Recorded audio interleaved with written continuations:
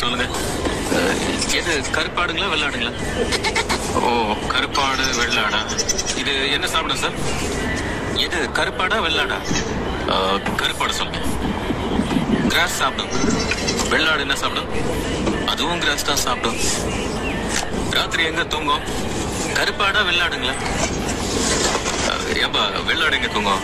அங்க ஒரு கொட்டை இருக்கு பாருங்க, அங்கதான் தூங்கும். அப்போ கருப்பாடு எங்க தூங்கும்? அதே கொட்டையில தான் தூங்கும்.